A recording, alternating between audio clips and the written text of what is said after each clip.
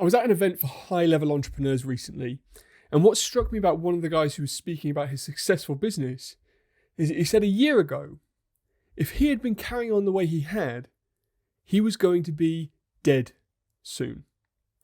Stress is a real killer, and it's a huge, huge impact on individuals, lives, and businesses. And it's one of my favourite topics to talk about. So join me with today's show where I'm going to unpick stress and what you can really do to make an improvement. I'm Tom Waller, health enthusiast, chiropractor and speaker, and for the past decade, I've been devoted to the pursuit of excellent natural health, helping thousands of people achieve a better quality of life. I take complex topics and make them simple and easy to digest and implement so you too can change your life. But be warned, I'm not holding back any punches, and I will hold you accountable. Stress is a killer, and I'm serious when I say that. Who is going to be there to pick up the pieces if you don't choose to do something about it now? So I want to start with this concept of stress. It's something that's battered about everywhere, and people like to talk about it. People like to make an excuse of it. Companies like to spend millions of pounds trying to rectify it. But if I was to ask you a simple question, I'd be challenged to see if you can answer it. What is stress? What is stress? Can you answer that? And maybe you can, but if you then go and turn to the person next to you and ask them what they think stress is, have you got the same idea? Or are you both talking about different things? Now, this is really interesting because we're trying now to do something about that which we cannot define.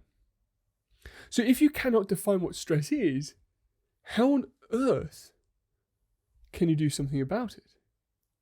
I mean, take this for example. Think of a colour that you've never seen before. Think of a colour that you've never seen before. You can't do it, can you? Because it doesn't exist. So how can you paint with a colour that you've never seen before? And then by the same token, how can you do something about stress if you cannot define it? So what I want to do in today's show is talk a little bit about this misnomer of stress. And actually I want to redefine and get us to use different terminology. Because stress, to be honest, is good for us.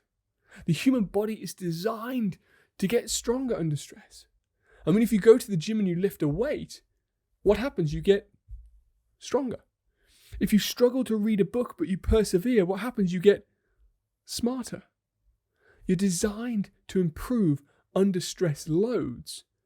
But we turn it into this topic which is essentially ethereal and we can't do anything about it. So I want to change the conversation. I want you from now on to stop using the word stress. I want you to stop. Because it doesn't serve you, it doesn't serve anybody, and it doesn't mean anything. What I want you to start using is a term called adaptability. Adaptability is how your body can cope under pressure or stress loads, which we're going to go on to in a minute. But a lot of this came from a study, and the term perturb comes from this. So what they did is they took these small little cells, these little organisms, and they exposed them to heat and vibration. Heat and vibration, heat and vibration, heat and vibration. And what they thought would happen after a period of time of being succumb to heat and vibration is that these cells would just explode. But what they found, the more heat, the more vibration, more heat, the more vibration, these cells started to shake and shake and shake and shake and shake. And then suddenly they morphed. They morphed. They didn't explode, they morphed and they changed. They became adapted to the new environment. This vibration, this heat now was their natural environment, not a stressful environment. For instance, I did a course out in Thailand several years ago. And I'm walking around looking at all these people in their heat who are walking around and not sweating a piece. And I am literally dripping from head to toe because my body has not adapted to that environment. So when we talk about reducing stress, that's illogical. I mean, I go and do a talk on stress management to the fire service or to the police or to the armed forces. And I start by asking them the question, has anyone told you here to reduce your stress before? The answer is yes, they have, but we tell them to get lost because it's impossible. If I asked you to reduce your stress, You probably say, I could, but I've got bills, I've got mortgages, I've got relationships. It's really difficult to reduce our stress, but we can adapt to it. But in able to adapt to it, we've got to know where it's coming from, and that's the key to this talk today. And the beautiful thing is, there are only 3 sources of stress. There are only 3 places that stress can really come from. Have a think. The 3 forms of stress, the 3 things that can cause your body to become sick, the 3 things that can affect your health, there are only 3. Physical, chemical, and emotional. What I like to call the 3 T's. The 3 T's are thoughts, traumas, and toxins. Thoughts, emotional, traumas, physical, and toxins, chemical. So if we take these examples and think about how we can adapt to them. Let's take thoughts, for example, that's emotional stress. Emotional stress happens upon the body. Now, the beautiful thing about our emotions is they're on a pinwheel of life.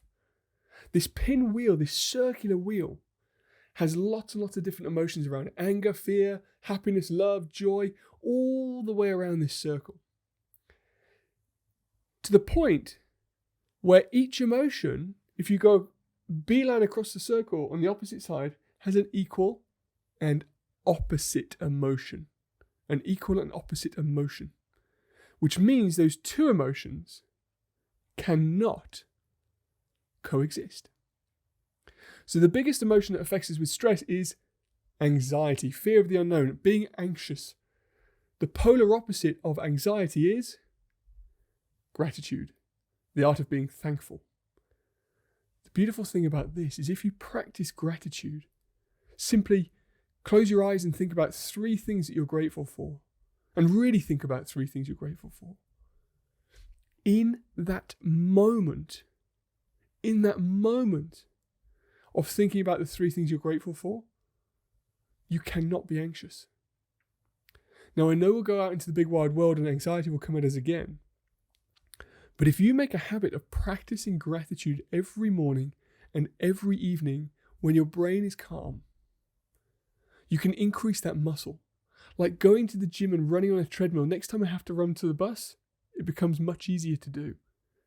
If you practice gratitude every day, the next time you become anxious, it's easy for you to close your eyes and think of those 3 things you're grateful for. And biologically, those things cannot coexist. So we have emotional trauma, emotional stress. We then have physical trauma. Physical trauma is the stress load upon our body. We've talked about going to the gym as being something that's actually beneficial to us, and that's a good stress. But the thing that's most damaging to the human body is sitting. You may have heard the expression, sitting is the new smoking. Sitting down can really damage how the human body works. I mean, you sit on that tailbone, that bit between your butt cheeks. That bone is designed to move and flex and pump fluid around your brain and your spinal cord and create clearing and cleaning of the brain. So if you sit for too long on that bone, that sacrum bone gets locked and doesn't move, it can lead to changes in the brain and toxicity build up in the brain. We also know that as the body moves, the brain grooves. As your body is moving, your brain is firing and wiring and working better. So sitting down can reduce how well your brain is working. So if we're talking about trying to reduce traumatic load on the human body, then simple movement and avoiding sitting is crucial. The third one is toxins, those chemical stresses on the body. And with this one, I tend to say to people, let's just use it and exercise a little bit of common sense. We know what's bad for us: sugar, wheat, dairy. In high quantities, packaged food is really bad for us. We know how bad it is for us. Now, I said we shouldn't use the term stress, we should use the term adaptability.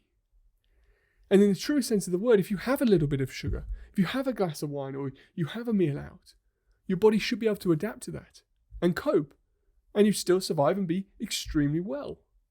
I mean, I certainly am not someone who is going to eat great all of the time. I'm someone who does enjoy to have a drink every now and then, or may have an Easter egg at Easter.